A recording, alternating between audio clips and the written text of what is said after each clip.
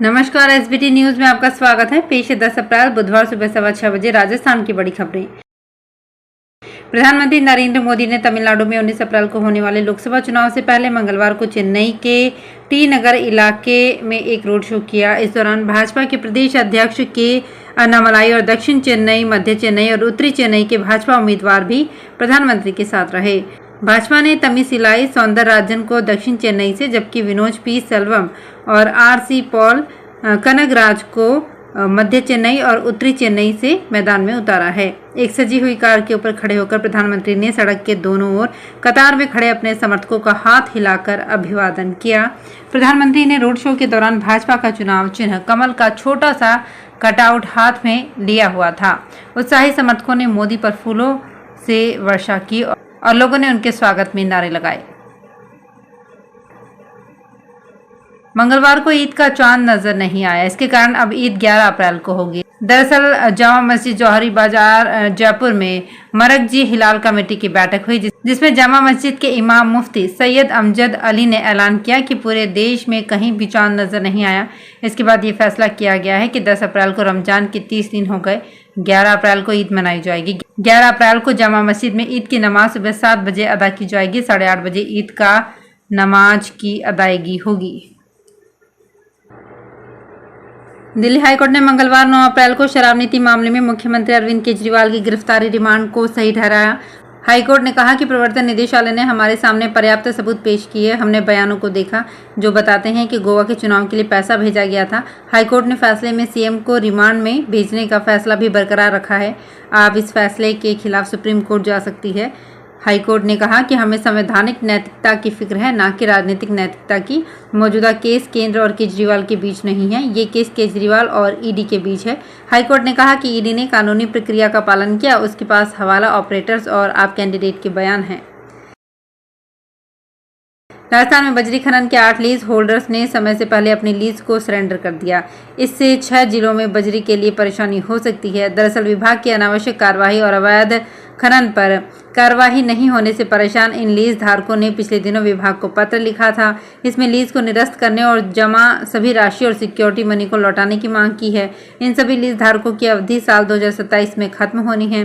खनन विभाग को मिले पत्र में लीज धारकों ने लीज सरेंडर का मुख्य कारण पिछले 2 माह पूर्व हुई कार्रवाई को बताया है। उन्होंने बताया कि पिछले कुछ समय से विभाग की ओर से स्टॉक एरिया पर ड्रोन सर्वे करके पेनल्टी लगाने की कार्रवाई की जा रही है, जबकि वैध लीज धारक कोर्ट और विभाग के आदेशानुसार अधिकतम 3 स्टॉक यार्ड पर निर्धारित मात्रा में टन के हिसाब से बजरी का स्टॉक रखते हैं। चुनाव आयोग ने मंगलवार 9 अप्रैल को कांग्रेस नेता रणदीप सिंह सुरजेवाला को नोटिस जारी किया। इसी ने सुरजेवाला से 11 अप्रैल को शाम 5 बजे तक जवाब देने के लिए कहा है। सुरजेवाला ने हाल ही में भाजपा नेता और मथुरा से कैंडिडेट हेमा मालिनी पर टिप्पणी की थी। इसी ने कांग्रेस अध्यक्ष से भी एक्शन लेने की मांग की है। साथ ही ये भी कहा है कि पार्टी नेता सभाओं या सार्वजनिक रूप से बयान देते समय महिलाओं को लेकर असभ्य टिप्पणी ना करें। चुनाव प्रचार के दौरान किसी को भी महिलाओं को लेकर अपमानजनक भाषा का इस्तेमाल करने की अनुमति नहीं है। इससे पहले सुरजेवाला ने सोशल मीडिया पर लिखा था, पूरा वीडियो सुनिए। मैंने कहा था कि हम तो हेमा मालिनी का भी बहुत सम्मान करते हैं क्योंकि उन्होंने धर्मेंद्र से शादी की है, वे हमारी बहू हैं। वीडियो एडिट कर चलाया गया है। भाजपा ने कई बार महिला नेताओं का अपमान करते हुए अभद्र टिप्पणी की है। भाजपा खुद महिला विरोधी है, इसलिए वो हर महिला को विरोध के चश्मे से देखती समझती है और अपनी सहूलियत के अनुसार झूठ फैलाती है। राजस्थान में एसीबी के पूर्व डीजी बीएल सोनी ने मंगलवार को बीजेपी ज्वाइन कर ली। प्रदेश बीजेपी मुख्यालय में ज्वाइनिंग कमेटी के चेयरमैन अरुण चतुर्वेदी और चुनाव प्रबंधन समिति के चेयरमैन नारायण पंचौरिया ने उनको बीजेपी की सदस्यता दिलाई।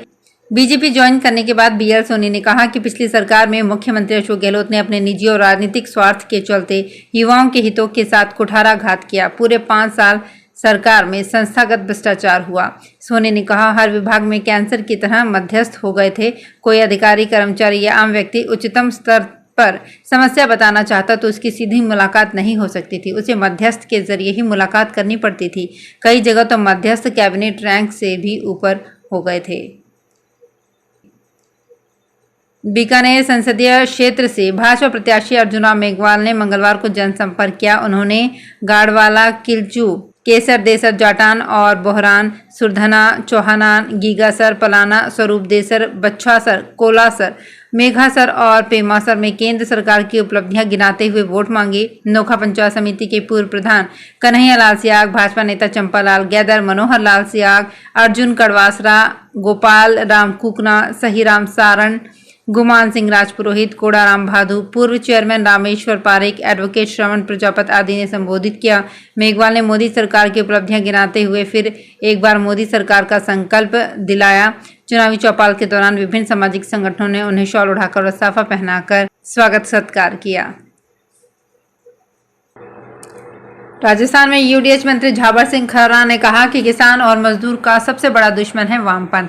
अगर नजारा देखना हो तो बंगाल चले जाओ, यहाँ राजस्थान में 500 से मजदूर नहीं मिलते और वहाँ 150 रुपए में मजदूर मजदूरी करते दिख रहे हैं। ये बात यूडीएच मंत्री ने सीकर से भाजपा के लोकसभा प्रत्याशी सुमेधानंद सरस्वती के समर्थन में दांतारामगढ़ में जनसंपर्क के दौरान कही। झाबर सिंह खर्रा ने कहा कि कांग्रेस व कॉमरेड अपने आप को किसानों की हितैषी बताती है। कांग्रेस ने बंगाल में 30 साल और कॉमरेडों ने 28 साल शासन चलाया। वहीं अब 12 साल से ममता की तृणमूल पार्टी का शासन है, फिर भी वहां पर मंडी नाम की कोई संस्था नहीं है। विदेश मंत्रालय ने जयपुर में विपुल देव को नया क्षेत्रीय पासपोर्ट अधिकारी नियुक्त किया है। देव भारतीय विदेश सेवा के 2014 बैच के ऑफिसर हैं। मूल रूप से सीकर के देव इससे पहले विदेश मंत्रालय में कार्यरत थे। वहीं देव न्यूयॉर्क, इस्लामाबाद और अर्जेंटीना में भारतीय दूतावासों में भी तैनात रह चुके हैं। देव आयोजन स्कूल ऑफ आर्किटेक्चर जयपुर से ग्रेजुएट हैं। वहीं तत्कालीन passport officer IFS Neetu M Bhagotia Brisbane, Australia में भारत की नई काउंसिल जनरल होंगी। राजस्थान लोक सेवा आयोग की ओर से वरिष्ठ अध्यापक प्रतियोगी परीक्षा 2022 के तहत 24 दिसंबर 2022 को आयोजित होने वाली सामान्य ज्ञान प्रश्न पत्र की परीक्षा को पेपर लीक की सूचना प्राप्त होने पर स्थगित कर दिया गया था। इसके बाद ये परीक्षा 29 जनवरी 2023 को पुनः आयोजित करवाई गई थी। इस पेपर लीक मामले में विभागीय जांच के बाद निलंबित वाहन चालक गोपाल सिंह को राजकीय सेवा से बर्खास्त कर दिया गया है। आयोग सचिव द्वारा सोमवार को इस संबंध में आदेश जारी किया गया। आयोग सचिव ने बताया कि राजस्थान सिविल सेवाएं आचरण नियमावली 1971 के नियम 3 व 4 का स्पष्ट उल्लंघन किए जाने की पुष्टि एवं विभागीय जांच के अंतर्गत जांच अधिकारी द्वारा की गई जांच एवं व्यक्तिगत सुनवाई में आरोपी कार्मिक पर लगे समस्त आरोप सही पाए जाने के कारण आयोग द्वारा ये कार्यवाही की गई है। टेलीविजन या अन्य संचार माध्यमों से किसी भी चुनावी मामले का प्रदर्शन प्रतिबंधित रहेगा। भारत निर्वाचन आयोग द्वारा लोकसभा आम चुनाव 2024 के लिए मीडिया कवरेज के संबंध में विस्तृत दिशा निर्देश जारी किए गए हैं। आयोग ने कहा कि लोक प्रतिनिधित्व अधिनियम के अनुसार टेलीविजन, सिनेमेटोग्राफ या इसी तरह के अन्य संचार माध्यमों से किसी भी चुनावी मामले, विज्ञापन या प्रचार आदि का समर्थन करने पर प्रतिबंध रहेगा। यह प्रतिबंध किसी भी मतदान क्षेत्र में मतदान समाप्ति के 48 घंटे पहले तक की अवधि के लिए प्रभावी रहेगा। आयोग ने स्पष्ट किया है कि कोई भी व्यक्ति सिनेमेटोग्राफ, टेलीविजन या अन्य समान उपकरण के माध्यम से किसी भी चुनावी मामले को जनता के समक्ष प्रदर्शित नहीं करेगा। वेदर एजेंसी स्काईमेट ने मंगलवार को बताया कि इस बार मानसून सामान्य रहेगा, यानी जून से सितंबर तक 4 महीने में औसत या सामान्य बारिश होगी। मौसम विभाग 96 से 104% के बीच बारिश को औसत या सामान्य मानता है। ये फसलों के लिए अच्छा संकेत है। मानसून आमतौर पर 1 जून के आसपास केरल के रास्ते आता है। 4 महीने की बरसात के बाद यानी सितंबर के अंत में राजस्थान के रास्ते मानसून की वापसी होती है। हालांकि IMD ने इस साल के लिए मानसून की भविष्यवाणी अब तक जारी नहीं की है। एजेंसी मई में इसे जारी कर सकती है।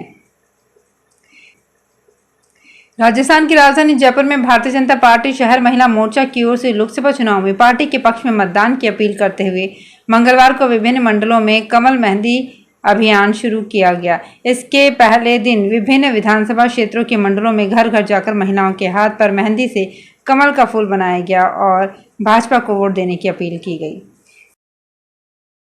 सिरोही जिला निर्वाचन अधिकारी शुभम चौधरी ने जिले के सभी मतदाताओं से लोकसभा चुनाव 2024 के तहत जालौर सिरोही संसदीय क्षेत्र के लिए भारत निर्वाचन आयोग द्वारा निर्धारित तिथि 26 अप्रैल 2024 को मतदान की अपील की है। सिरोही कलेक्टर और जिला निर्वाचन अधिकारी चौधरी ने मंगलवार को वीडियो संदेश जारी कर जिले के सभी मतदाताओं से अपील की है कि वे सभी लोकसभा आम चुनाव 2024 के तहत जालौर सिरोही संसदीय क्षेत्र के लिए भारत निर्वाचन आयोग द्वारा निर्धारित तिथि 26 अप्रैल को अपने अपने बूथ पर अवश्य मतदान करें। बांसवाड़ा डूंगरपुर लोकसभा सीट राजस्थान की सबसे चर्चित सीटों में से एक है। बांसवाड़ा में बीजेपी, कांग्रेस और बाप के बीच त्रिकोणीय मुकाबला होने जा रहा है। अब देखना यह है कि तीनों पार्टियों में से किसका पलड़ा भारी होगा। वहीं राजस्थान की राजनीति पर पैनी नजर रखने वालों का मानना है कि अगर यहां से कांग्रेस अपना प्रत्याशी नहीं उतारती है तो बाप प्रत्याशी राजकुमार रोत और बीजेपी उम्मीदवार महेंद्रजीत सिंह मालवीय के बीच कड़ी टक्कर देखने को मिल सकती थी। लेकिन कांग्रेस प्रत्याशी अरविंद दामोर के मैदान में आने से बीजेपी इसका फायदा उठा सकती है। तो फिलहाल खास खबरों में इतना ही और ताजा खबरों की जानकारी के लिए देखते रहिए SBT न्यूज। धन्यवाद।